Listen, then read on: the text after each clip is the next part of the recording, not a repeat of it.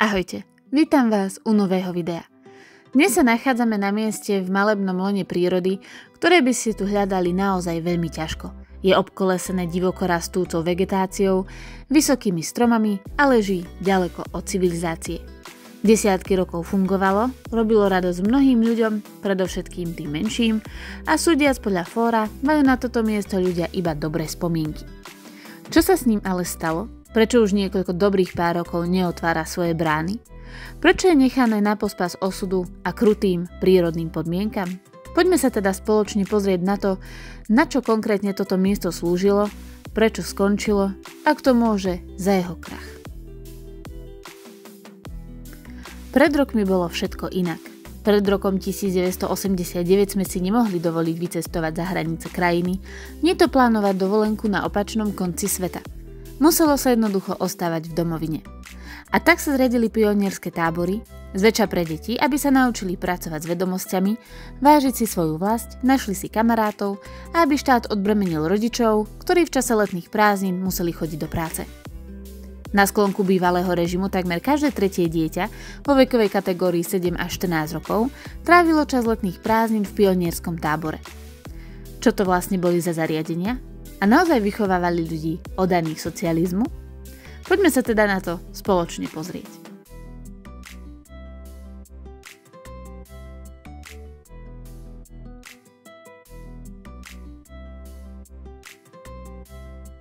V 50. a 60. rokoch platili rodičia za 20-denný pobyt dieťaťa iba 150 korún českých.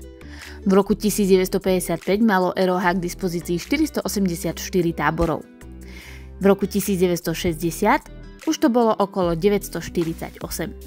Viete si predstaviť dať dnes dieťa na 18 až 20 denný tábor za tak málo peňazí? Bohužiaľ, už je to nereálne. Pionierský tábor sa sústredil na 4 až 5 okruhov. Hlavný bol etický, kedy vlastne prebiehala socialistická morálka, deti sa učili kolektívnemu životu v tábore a vštepovali sa občianske postoje. Druhý bol brannosť a vlastenectvo, kde sa pomocou hier, kvízov a besied učili o takomto národnom dianí. Tretí bol vzťah k práci, hlavne teda v kolektíve. Staval sa tábor, upratovalo sa, boli tam rôzne brigády ako pomoc v kuchyni, príprava dreva a tak ďalej. Veľký zámer mal aj na telesnú výchovu a šport, prevládali tam ranné rozcvičky, športové súťaže, olympiády, ale takisto aj turistika. Aj keď tá bola vlastne do programu zapojená až na začiatku 60. rokov. A ďalší vlastne bod bol estetická kultúrna výchova, kedy sa vlastne deti učili ľudové tance, piesne, spev a tak ďalej.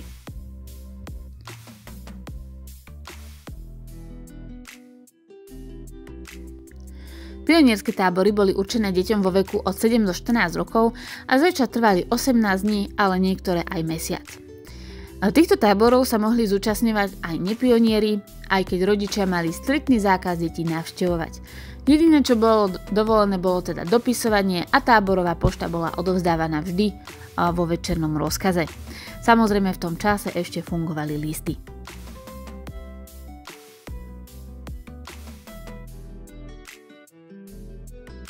V tábore fungoval určitý harmonogram, ktorý sa v podstate opakoval.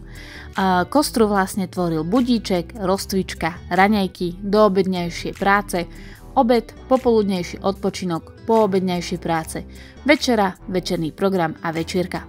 Z tohto denného programu sa vymykali iba dní, ak šlo napríklad o nejaký celodenný výlet, poprípade bola táborová olympiáda. Program bol pomerne pestrý. Do obeda boli deti zamestnané v krúžkoch, ktoré si sami vybrali.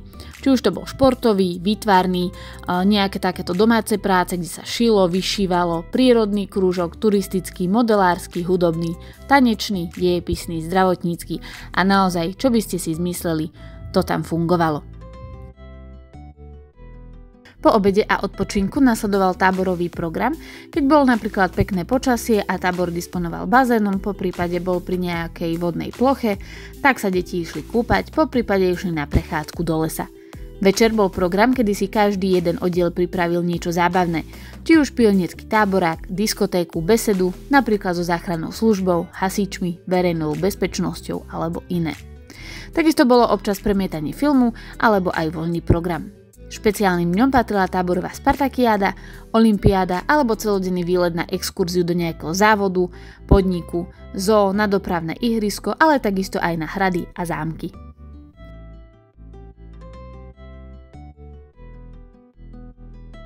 Medzi zaujímavé aktivity patrila napríklad táborová olympiáda, kedy si každý oddiel vybral krajinu, urobil zástavu a zložil hymnu. Potom sa deti rozdelili do disciplín na skok, beh, hod, loptové hry, plávanie, spevácku a výtvarnú súťaž. Zaujímavá bola aj Spartakiáda, kedy celý oddiel nacvičoval spoločnú skladbu. Nesmela chýbať táborová miss, takže súťaž o najkrajšiu pionierku. Bol to aj zdravotnícky kvíz, poskytovanie prvej pomoci, vedomostná a praktická súťaž, zemepisno-dejepisná súťaž, kvíz ČSSP priateľstva, čiže vedomostná súťaž o Československej socialistickej republike a Zväze sovietskych socialistických republik. Veľmi obľúbená bola nočná hra, kedy vedúci zobudili deti o polnoci a odvedli ich do lesa, kde museli v dvojiciach kráčať a číhali na nich rôzne nástrahy.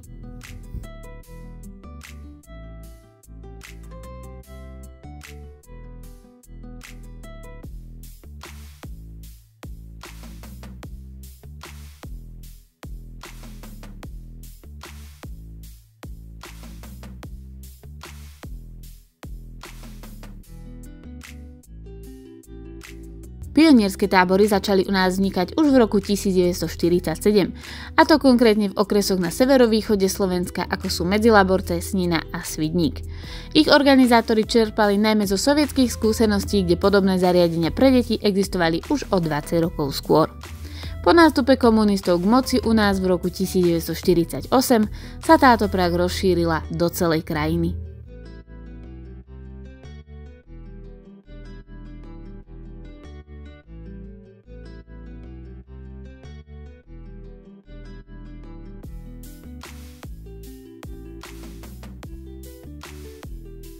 Okrem bežných pionierských táborov existovali aj tie medzinárodné.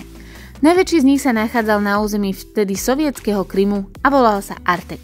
Založený bol v roku 1925. Do Arteku odchádzali skupiny starostlivo vybraných pionierov zo všetkých krajín východného bloku. Navštívili ho napríklad aj Stalin, Chruščov, Brežnev, Fidel Castro, ale aj prvý človek vo vesmíre Jurij Gagarin. Najväčšiu publicitu si však vyslúžil príchod 10-ročného amerického dievčaťa Samanty Smithovej. V roku 1982 napísala list novému sovietskému lídrovi Jurijovi Andropovovi o svojich obavách z prípadnej jadrovej vojny medzi dvoma najväčšími mocnosťami. A tak nakoniec bola vlastne s týmto vedením spolu s rodičmi do tohto tábora pozvaná a podľa jej slov si ho náramne užila.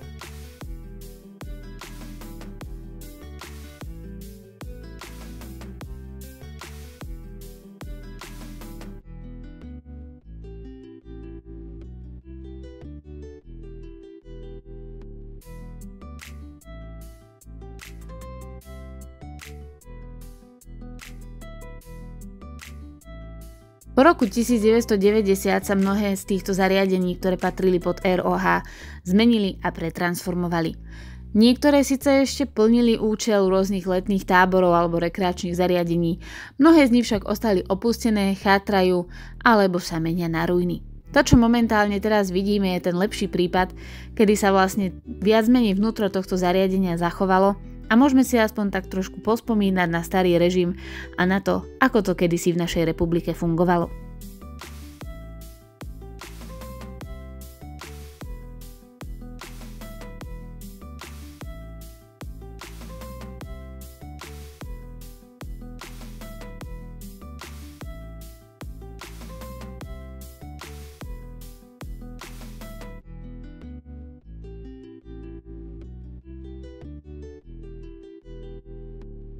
Ako ste si určite všimli, snažila som sa vám dávať zábery iba zvnútra.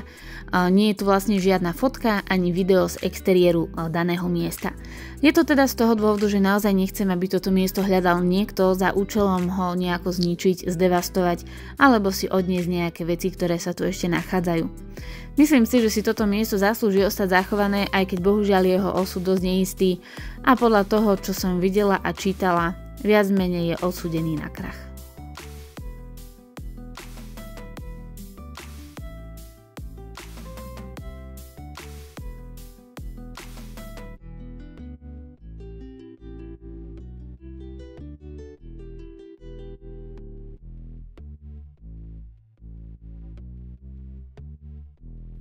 Hlavným dôvodom zániku tohto miesta, okrem teda pádu režimu, bola vlastne príjazdová cesta. Osobne si myslím, že je to aj jeden z dôvodov, prečo na tomto mieste skoro nikto nebol, pretože mali sme čo robiť, aby sme ho našli a aj čo robiť, aby sme sem prišli. Ak náhodou niektorí viete, kde sa toto miesto nachádza, tak vás teda poprosím nekomentovať ani nedávať žiadne indície o danej lokalite. V podstate ide o to, že celá prístupová cesta je v dosť dezolátnom stave a myslím si, že to je jeden z dôvodov toho, prečo vlastne nikto o toto miesto nemá záujem. Podľa toho, čo som sa dočítala, tak sú tam jednak ešte nejaké také tie čachre s pozemkami, vlastne s vlastníctvom tejto cesty a podobne. A to je vlastne jeden z dôvodov, prečo tu vlastne nikto nič nerobí, pretože tu ani nie je veľmi čo spraviť. V podstate osobne si myslím, že aj keby to niekto odkúpil alebo sa o to nejako začal starať a chcel by z toho spraviť nejaký hotel, penzión, rekreačné zariadenie, tak dávam tomu možno rok, dva, aj tak by to skrachovalo. Pretože popravde v našej krajine už nie je cieľová skupina ľudí, ktorá by vyhľadávala takéto miesto. Aby sme sa teda rozumeli, jedná sa o to, že okrem toho, že je tu veľmi, veľmi zlá prístupová cesta, čo zase verím, že by sa dalo opraviť s trochou peňazí a chcenia, tak sa jedná o to, že celé toto miesto je čiste v lone prírody. A keď poviem v lone prírody, tak to znamená naozaj v okolí nie je nič, najbližšie mesto je vzdialené desiatky kilometrov, nenachádza sa tu žiadna vodná plocha, nič nejako extra zaujímavé. Nie je tu signál, popravde som sa čudovala, ako tu dostali elektriku, pretože fakt ste hlboko proste vo vegetácii. Viem si predstaviť, že by to mohlo fungovať ako nejaké rekreačné stredisko, možno pre ľudí, ktorí vyhľadávajú práve toto, taký život na samote, fakt, že niečo na meditáciu, niečo na to, že chcem odložiť mobil a sociálne siete, tak prídem sem. Po prípade nejaký výchovno-edukačný tábor alebo niečo tohto charakteru, ale inak naozaj si neviem predstaviť, čo by tu nám mohlo fungovať, pretože kým to človek nájde, tak mu to dosť dlho trvá.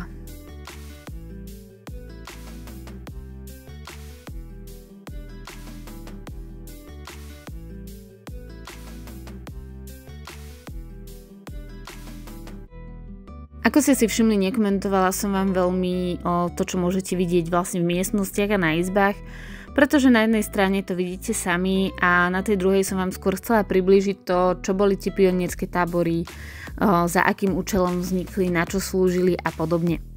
Ja som z generácie, ktorá v pionierskom tábore nebola, takže som si celkom rada čítala o tom, ako deti trávili leto a letné prázdniny.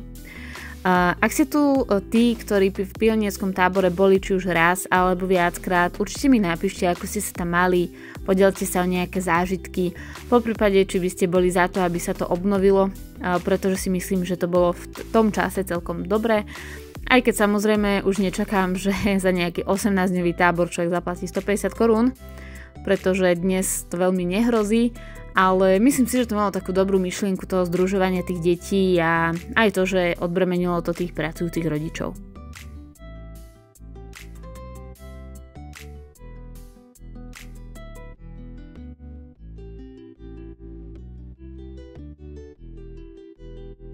Tu môžete vidieť nejaké takéto spoločenské miestnosti, kde sa mohli konať rôzne večerné diskotéky, besedy, nejaké diskusie, kvízy a podobne. Čo sa zariadenia týka, tak samozrejme vidíme takéto dobové, ešte staré telky, starý nábytok. Viac menej každá izba bola zariadená podobne, čiže skrine, postele, nejaké tie komody a nočné stolíky. Telky sme tu videli konkrétne dve, takisto aj nejaké rádia a repráky. Čiže nemyslím si, že to tu nejako bolo takto veľmi technicky založené. Skôr teda tak skromne, ale myslím si, že deťom to stačilo a hlavne, že boli radi, že tu sú, majú tu kamarátov, možno nejaké detské prvé lásky a hlavne skvelé zážitky.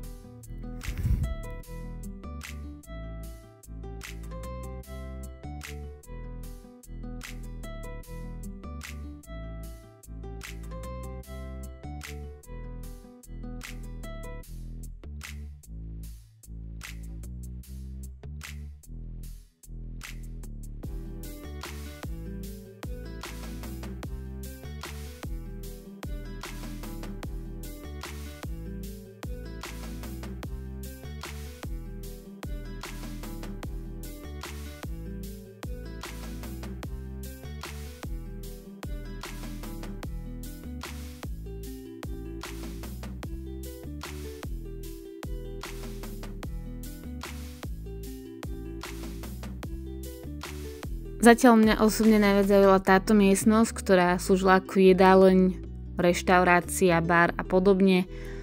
Takisto tu môžete vidieť takúto pivničku, do ktorej sa za chvíľku dostaneme, a tu je teda tento spomenutý bar. Čo som bola prekvapená, stále sa tu nachádzajú rôzne poháre, hrnčeky a podobné záležitosti ešte nerozbité. Som bola celkom v šoku.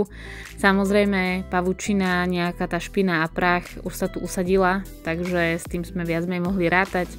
Tu môžete vidieť takúto ešte väžu na kazety, nejaké repráky a samozrejme kopec pľaž. Tu ešte nejaké poznámky o tom, čo sa tu predávalo. Ešte so starými cenami vlastne v slovenských korunách, čo bolo dosť zaujímavé. Viac menej, čo som sa dozvedela z nejakých externých zdrojov a fórach, tak celé toto zariadenie naposledy fungovalo v roku 2004, takže bohužiaľ zmeny meny na euro sa už nedočkali.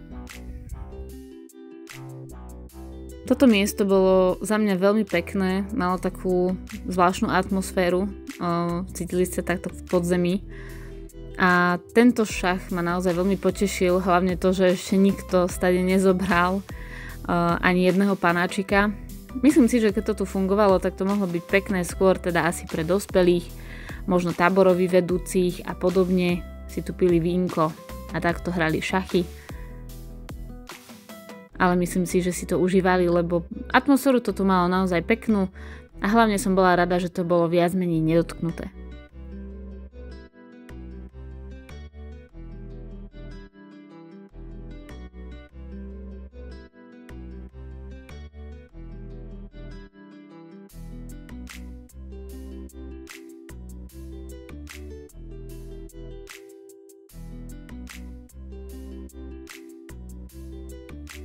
Tu sa ešte nachádzali rôzne dobové časopisy, naozaj staré, naštiepané drevo a takýto zaujímavý malý krb.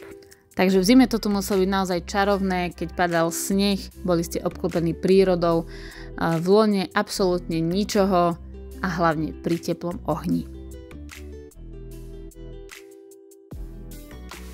Myslím si, že toto miesto je jedno z tých zachovalejších, ktoré sme navštívili, a ja osobne to veľmi pripisujem tej lokalite, pretože sa nachádza na takom netradičnom mieste a sami vidíte, ako pekne sa zachovalo. Nábytok je tu viac menej neporušený, žiadne dvere nie sú vylomené z pántov, žiadne okno nie je rozbité, takže si myslím, že je to také celkom zachovalé miesto. Osobne sa mi tento výlet veľmi páčil, veľmi som rada, že som prišla na takéto miesto zaspomínať si na ten starý režim, ktorý ja osobne zažila, o ktorom som viac menej iba čítala a videla obrázky. A toto malo takú zvláštnu atmosféru, že naozaj tie pionierské tábory museli byť zaujímavé. Video sa nám teda pomaličky chýli ku koncu. Dúfam, že sa vám páčilo, bolo to opäť z netradičného miesta, pretože pionierský tábor v takomto stave vo veľmi zachovalom a peknom tu ešte nemáme. Takisto sa ospravedlňujem, že teda žiadne nejaké fotky a zábery z exteriéru nie sú, ale teda myslím si, že to určite chápete. Ak sa vám teda videjko páčilo, budem veľmi rada za akýkoľvek like, komentár, zdieľanie, follow a podporu. Ak ste boli na nejakom pionierskom tábore, určite mi napíšte, ako ste sa mali, podielte sa o nejaké zážitky a nejaké príbehy, veľmi rada si ich prečítam. Ak by ste mali tip na nejakú lokalitu, do ktorej by sme sa mali ísť pozrieť, určite mi neváhajte napísať súkromnú správu na Instagram. Zatiaľ sa teda majte krásne a ďakujem vám za sledovanie. Ahojte!